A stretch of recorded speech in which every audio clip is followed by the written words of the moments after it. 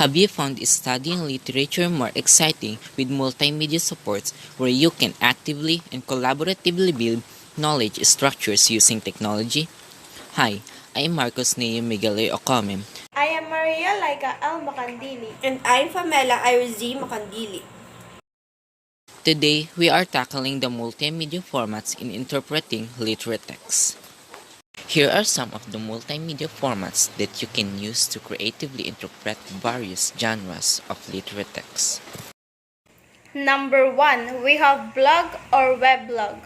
A blog is a secure profile chronicle that is updated on a regular basis and intended for public access. It is a website containing informational articles about a person's own opinions, interests, and experiences. It is more like an online journal and consisting of entries and posts by people's opinion. We can give you an example for more clarification. YouTube is an example of a blog. It can work for almost any blog in just about any niche, and it won't break your budget. For example number 2, we have mind mapping. Mind mapping is a graphical technique to visualize connections of ideas and pieces of information. Writing down a key concept and brainstorming fresh and related ideas surges out from the center of a mind map. You can map knowledge in a way that will help you better absorb and retain information by focusing on essential ideas written down in your own words and looking for links between them. This tool structures information to better analyze, comprehend, synthesize, recall, and generate new ideas. Example: you can use Microsoft Word or online mind mapping tools in creating a mind map. Number 3, we have mobile phone or text-tula.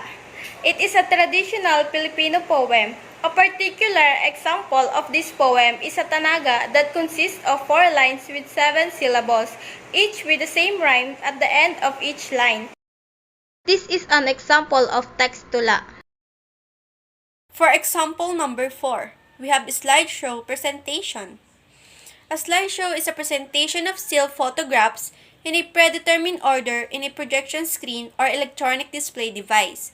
The changes might be automated and occur at predetermined intervals, or they can be manually controlled by the presenter or the spectator. A slideshow presentation is common to us. It contains series of pictures or pages of information, arranged in a sequence and often displayed on a large screen using a video projector. Example: it can be used of Microsoft Presentation and consists of many series that can apply to your presentation. It mostly used when presenting some information on the meeting, whether face-to-face meeting or online conferences. It can apply to projection screen stand or share screen computer. Number 5, we have tag cloud. A tag cloud is a coherent configuration of terms in the text that visually depicts the subject of a website, blog, or other writing. Tags reflecting the most important ideas are highlighted on the page with bold, larger letters, or greater color intensity to make them stand out. These are examples of tag cloud.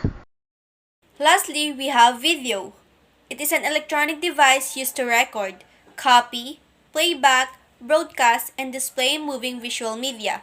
It pertains to a moving image that is accompanied by sound, such as television picture. The video component of a multimedia application conveys a great deal of information in a short amount of time. In multimedia applications, digital video is valuable for displaying real-life things. Video is a moving picture as far as I can explain it clearly.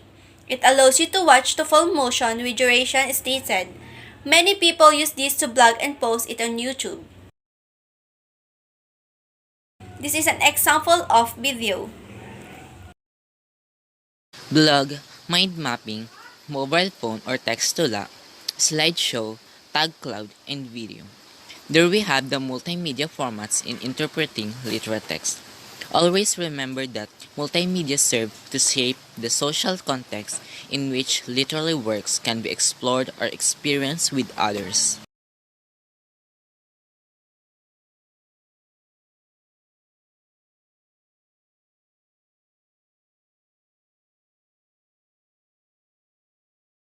Hello there, literature learners. My name is Athena Jana Inawasan. And I am Precious Jean S. Tolentino. For our last lesson for today, we are lecturing about applying ICT skills in interpreting literary text. Have you ever read an anecdote? Or have you ever told a personal experience to someone? And how do you find recalling past experiences? We are fond of sharing humorous experiences in life to our family members and friends. We might not be aware that we are already sharing stories like anecdotes all day, every day. Are you familiar with anecdote? An anecdote is a short, entertaining, or interesting story about a real incident or person. Anecdotes tell about a variety of stories and tales, since they can be about any topic under the sun. It is a short story about a real person or event which is usually intended to make the listeners laugh or ponder over the topic. Look at how John Jack Quigley made use of anecdotes in his memoir Home of the Ashfall. It focuses on his experiences during Mount Pinatubo's explosion. The eruption is also renowned as the second largest in the 20th century and the first person to address the readers directly. We went to watch a movie after his opening shift on that fateful day and he was all mushy and histrionic afterwards. When he noticed parked automobiles blanketed in what appeared to be a pale blanket, he understood that it was the Mount Pinatubo that had erupted. The culture of the Mount Pinatubo region, as well as the Filipinos' reaction to the eruption. Home of Ashfall is an example of anecdote. Did you understand the story? The anecdote reflects the culture of the Mount Pinatubo region as well as the Filipinos' reaction to the outbreak. It demonstrates that no matter how devastating the natural disasters are, Filipinos always smile and help one another. It's known as Bayanihan in Filipino, and is a useful experience that a book could perhaps teach. Did it make you easy to understand the anecdote? Don't worry, because we have more adventures, and here let's explore some of the purpose of anecdote. Anecdote accompany emotion and anecdotes varies into four purposes. Number 1, to bring cheer. Telling a story might sometimes merely make folks laugh or lift their spirits. Stories pop up anywhere and these are just sometimes making people laugh to brighten up their mood. Anecdote also bring cheer. It's just like telling a funny story happened after school or telling an interesting rumor. Number 2, to reminisce. To recall an image or thought from the past. In most anecdotes, people are talking about their experiences in the past. Anecdotes also bring nostalgic memories. It also takes us to past. It's just like telling a sad past story, a tragedy past of someone successful. They try to look back on moments in their lives and share the joy of that time with others. Number 3, to caution. It means to issue a warning, to counsel or persuade someone to pay attention. Sharing to them frightening stories of dangers can be helpful for them to realize the possible consequences of their action. Number 4, to persuade or inspire. Persuasion is the art of presenting a case in such a way that it persuades others to change their minds, believe specific information, or make a choice.